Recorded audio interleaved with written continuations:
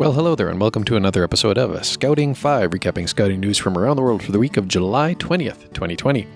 I'm Scouter Ken, and today I'm recording once again from St. Albert, Alberta.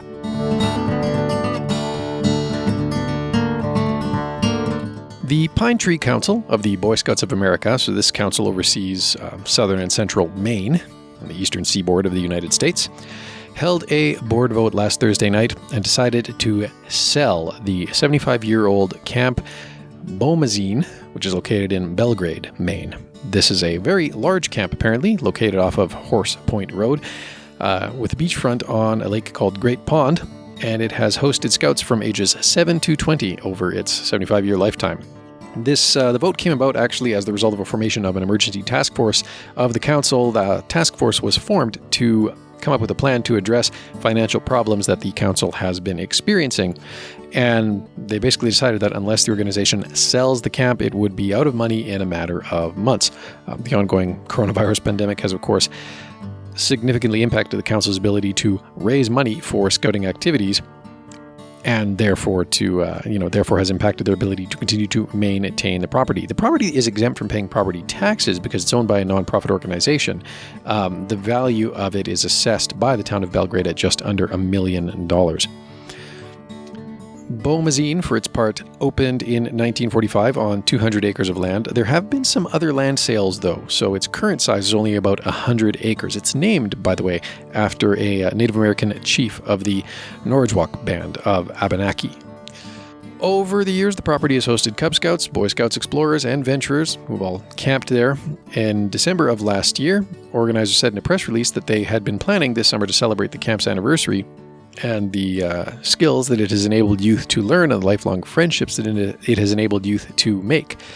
Scouting experiences there include classic activities, archery, basket making, learning to swim, as well as some more modern specialized instruction such as welding and computers and robotics. The task force report recommends selling the camp within 3 months with an emphasis on an ability to do a quick closing. It further recommends to auction the property off if a sale is not made in 45 days. The first Whiten Baden-Powell Scouts in England set themselves a rather interesting little challenge, which included making a model of Mount Everest, preparing prayer flags for Puya, making oxygen tanks, setting up a base camp, cooking a meal based on a Nepalese recipe, designing a flag for the summit, and collectively climbing the height of Everest. According to group leader Julie Bryson, quote, "We have had 4 Zoom meetings for different groups each week, and Beavers have a video link, but we also have a monthly challenge for everyone in the group. We've had more than 100 taking part in this challenge, and parents have been brilliant, really getting involved. Feedback has been extremely positive, with children having fun and learning at the same time." The group has been bolstered by 2 grants that Mrs. Bryson applied for during the lockdown, one being from the Cumbria Community Foundation's COVID-19 Fund, and then another from the Joyce Wilkinson Trust. I know we've heard about the Wilkinson Trust before in the past. Overall, £3,000 was awarded from the COVID-19 Fund, which enabled the group to buy the modeling clay and plaster of Paris and PVA glue and molds necessary for 65 beavers to craft replicas of Mount Everest. They also bought compasses and maps for the Cubs, gas stoves and canisters for scouts, and wood-burning stoves for senior scouts. The Wilkinson Trust then gave them a further £2,500 to buy handbooks and badges. And so after completing the Everest challenge, the next challenge will be to see how far members of the first Whiten can cycle in 1 week.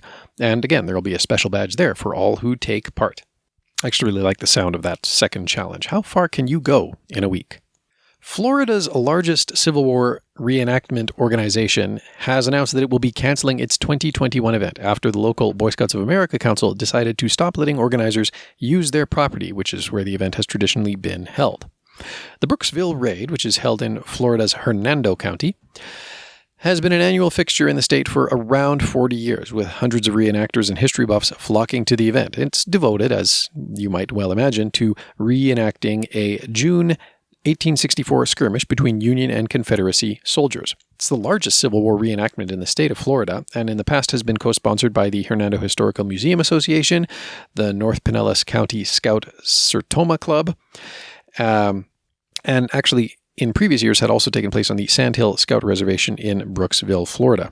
The Brooksville Raid posted the cancellation notice on their Facebook page in early July, noting with regret that the last raid, which had been held in January of the year, had been its 40th anniversary.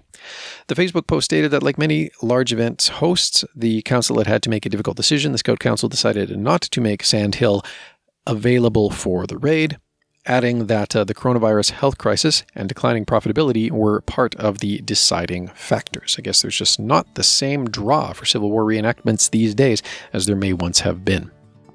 A group of explorer scouts from High Wycombe in the UK took part in several different activities for 24 consecutive hours. So the event is called Gillwell 24, and it's a scheme for the explorers, boys and girls between the ages of 14 and 17 years old, to do as many activities as possible in the space of a day. And many other scouts from all over the rest of England took part, but of course, due to the ongoing pandemic, this year's Gillwell 24 had to be done virtually, with several activities including drumming, a silent disco, a scavenger hunt, a quiz, mocktails, big bin bag fashion show, stargazing, helps that there's a comet in the sky right now, I suppose, cooking, and origami. The whole event was supported by Bucks Scout Radio, who provided music throughout the event and also music for the silent disco. And according to one of the deputy commissioners for the Scouts in the UK, he joined one of the Zoom calls and participated in the scavenger hunt. Back in January of the year, Leah Jo Maloney and her family were on a guided hike to the top of a mountain in the Caribbean country of St. Kitts and Nevis. This hike wasn't part of a BSA adventure. The trail did offer some fairly challenging terrain, though, that well-prepared scouts tend to enjoy traversing. The 3.47-mile path promised a steep, muddy ascent through the jungle. This group of strangers, though, was woefully unprepared. Only 6 of the 32 hikers, Leah Jo, her sister, her mom, and dad, and 2 others, wore hiking boots, and only 1 hiker carried a first aid kit. You can probably guess who that was. The hike up was apparently okay, although a half a dozen people evidently opted to turn back before reaching the peak of the mountain. On the way down, however, things went a little bit sideways. A woman in her late 40s, who had been unknown to the Maloney family to that point in the trip, slipped and evidently injured her knee. Later, it was determined that she had torn her ACL. Leah Jo, first aid kit in hand, jumped into action, got out some scissors, duct tape, an elastic bandage, had another member of the group who happened to be an orthopedist work with those supplies. She supported the woman's knee as the orthopedist wrapped it to stabilize it. She tried to make a stretcher using clothing stretched over 2 sticks, although that unfortunately did not hold. Hikers took turns carrying the woman the remaining 3 miles down the mountain. According to Leah Jo's scoutmaster, this was not at all a surprise that Leah Jo would have sprung into action into this way. Scouting, of course, aims to prepare young people for life because it teaches skills not through YouTube videos or paragraphs of instruction, but through actual hands-on experience, and it definitely emphasizes preparedness. And the young Miss Maloney was able to demonstrate both of those things very ably on her hike. And that is all the news I have for you this week. Thank you again for listening, and until next time, be prepared.